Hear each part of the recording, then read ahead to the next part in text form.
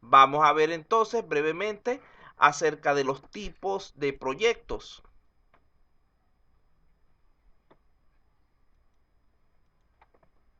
Tenemos básicamente dos tipos de proyectos. Los proyectos sin énfasis estratégico o empíricos y los proyectos con énfasis estratégico o científicos. Vamos a hablar un poco de los proyectos sin énfasis estratégico primeramente. Aquí tenemos sus dos principales características. En primer lugar, las personas que participan en distintos proyectos, así se encuentren dentro de la misma empresa, no se interrelacionan entre sí. Es decir, cada proyecto es considerado como independiente de los demás. Esto es un grave error, porque como sabemos, dentro de una empresa, todos los procesos están relacionados de una manera u otra. Ya lo vamos a ver un poco más adelante. En segundo lugar, generalmente este tipo de proyectos sin énfasis estratégico poseen un liderazgo bastante improvisado. ¿Cómo es la estrategia de este tipo o cómo es el desarrollo de este tipo de proyectos no estratégicos? Simplemente, en primer lugar, definen qué es lo que se debe hacer. Por ejemplo, podemos pensar en que se deban resolver tres problemas. Luego, dentro de eso, establecen qué es lo que se puede hacer. Entonces dicen, no, de esos tres problemas, el último no lo puedo solucionar porque no tengo los recursos o porque no es prioritario. Una vez que se selecciona esto, deciden en base a las prioridades que ellos establezcan cuál es el problema que se va a enfocar. Por ejemplo, en este caso, supongamos que dice, no, el X no me interesa de momento, voy a solucionar el problema Y. Y luego ejecuta las diferentes actividades para tratar de conseguir una solución. Ahora bien, cuando estamos hablando de lo que se debe hacer, hay que tomar en cuenta diversos elementos. En primer lugar, el personal. Como ya lo dijimos al inicio, las personas son un factor fundamental dentro del éxito de cualquier empresa y de cualquier proyecto, porque son ellas quienes se encargan de la realización de las tareas. Nosotros podemos hacer una excelente planificación de lo que queremos hacer, tener un excelente sistema, etcétera, pero si las personas encargadas de su ejecución no lo hacen correctamente porque no atienden las órdenes o porque no están motivados, etcétera, lo más probable es que terminemos en fracaso. Debemos establecer los objetivos lo más claros y precisos posible. Debemos definir las diversas categorías o jerarquías de dichos objetivos y algunos criterios de trabajo que nos permitan organizar, definir, establecer lo que vamos a hacer. Por otro lado, ya sabiendo lo que necesitamos hacer, establecemos lo que debemos hacer. En primer lugar, hacemos una lista de todas las necesidades, que es lo que teníamos allí. Establecemos cuáles son los requerimientos de nuestra empresa, de nuestro proceso, cuáles son nuestras capacidades, es decir, de qué recursos disponemos para poder desarrollar dicha solución, cuáles son los detalles críticos y qué elementos deberíamos rechazar en cuanto a lo que estamos haciendo, porque a veces hay propuestas de cambio, de solución que resultan inconvenientes y por lo tanto son descartadas desde el inicio. Cuando entramos a la parte de decisión, lo primero que debemos hacer es esa lista que teníamos anteriormente de proyectos, debemos parearla con nuestra lista de prioridades para lograr la combinación deseada entre lo que debemos hacer y lo que nos conviene más hacer.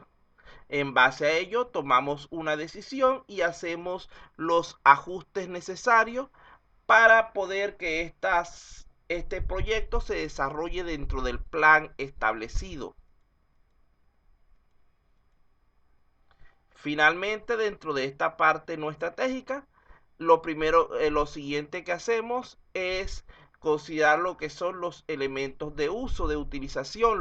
Recuerden que un proyecto se desarrolla con la finalidad de brindar alguna solución a la empresa. Pero si nosotros creamos el proyecto y nunca lo ponemos en práctica, no vale de nada. Los fondos o costos totales que tuvo el proyecto, debemos comunicar a las personas responsables de las diversas actividades cuáles son sus tareas, sus deberes y derechos dentro del proceso, y luego actualizamos todo el contenido para ver si es necesario volver a repetir el proceso o no.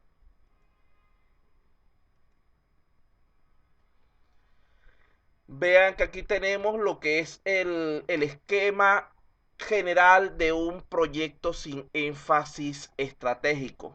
Iniciamos el proyecto y encontramos la víctima, llamémoslo líder de proyecto, que es la persona que se va a encargar de tratar de proporcionarnos esa solución y sobre cuyas espaldas va a recaer toda la responsabilidad.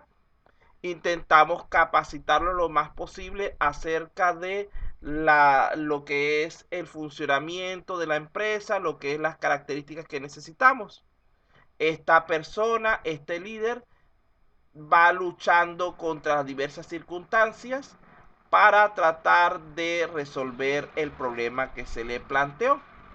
Generalmente, si lo logra, se acabó el proyecto. Si no lo logra, tenemos a quien culpar, que sería al mismo líder. ¿Qué se hace en este punto? Se despide al líder y se busca uno nuevo para que trate nuevamente desde el principio de solucionarnos el problema. Esto es algo que se ve mucho en empresas poco, digamos que con malos estándares de trabajo, donde se intenta de que si el empleado no soluciona los problemas de la empresa, simplemente buscamos uno mejor. No es lo más conveniente, no es lo más adecuado, pero son empresas que no tienen o que no trabajan bajo un énfasis estratégico. Bueno, esto nos lleva a pensar un poco en lo que es la importancia del énfasis estratégico en los proyectos. Una estrategia, como ustedes saben, es un plan de acción que lleva a la empresa a cumplir su visión, presentando objetivos tanto a corto, mediano y largo plazo, los cuales la empresa tendrá que cumplir para generar ventajas competitivas. De esta forma, los proyectos son generalmente el medio más adecuado para el cumplimiento de dichos objetivos. Un punto fuerte de este proceso es la capacidad de establecer prioridades y seleccionar los proyectos en forma consciente, para así mantener una lista basada en la evaluación realista de lo que son los recursos disponibles. Como podemos ver entonces, un proyecto no es otra cosa sino un sistema de actividades relacionadas entre sí, que se combinan para alcanzar un objetivo en común. Por otra parte, existe una estrecha interrelación entre los proyectos e inclusive entre sus componentes. Por ejemplo, vamos a imaginarnos el proyecto más simple posible, el de una tienda. Podemos pensar que en una tienda existen estos 4 elementos que originalmente parecieran aislados.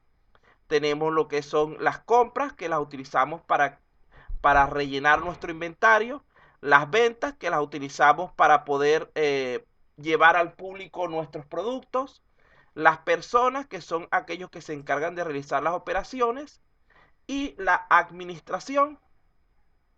Pero en realidad todos estos elementos están interrelacionados entre sí. ¿Por qué? Si yo voy a realizar una venta, ¿quién es el que me compra? Una persona. ¿Quién se encarga de ejecutar la venta? Otra persona, un vendedor, un empleado. Si yo voy a hacer una compra, yo estoy comprando productos que he adquirido que están en mi inventario. Eso es lo que puedo vender. Yo no puedo vender un producto que no haya sido comprado antes. Y al realizar la venta, debo registrar en la parte administrativa contable esa transferencia de dinero y de productos para poder mantener al día el inventario de compras. Estas personas que trabajan para la empresa van a encargarse de lo que es la realización tanto de las compras como de las ventas de mercancía y por ello van a recibir cierto pago. Entonces vean que entran cada uno de estos 4 elementos, está relacionado con todos los demás. Y a final de cuentas, todo esto es lo que va a constituir nuestro sistema. La integración entonces dentro de lo que es el contexto de la dirección de proyectos consiste en tomar decisiones sobre dónde debemos concentrar los recursos y los esfuerzos en cada momento, anticipando las posibles polémicas que puedan presentarse, de modo que las mismas puedan ser tratadas antes de que se conviertan en problemas críticos, coordinando entonces de esta manera el trabajo para el bien del proyecto en general. Vean que a veces dos elementos del mismo proyecto pueden necesitar el mismo recurso y hay que decidir correctamente a quién le vamos a dar la prioridad. Dicho objetivo debe ser el cumplimiento de la estrategia general de la compañía. La interrelación de los proyectos, por lo general, surge del grupo de personas que trabajan en ellos. Casi todos los proyectos sacan provecho del mismo grupo de recursos disponibles, de modo que se interrelacionan porque comparten recursos. De modo que el sistema de proyectos es en sí un proyecto.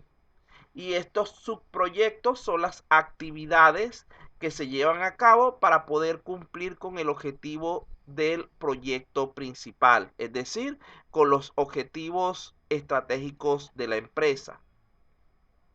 De allí que, para facilitar la gestión, los líderes de proyectos pueden dividir un proyecto complejo en diversas fases, con los enlaces correspondientes a las operaciones de la organización. El conjunto de estas fases es a lo que se conoce como ciclo de vida del proyecto. Muchas organizaciones establecen o definen un conjunto de ciclo de vida específico para usarlos de manera genérica en todos sus proyectos, adaptándolos simplemente un poco con las características particulares de cada caso que se presente.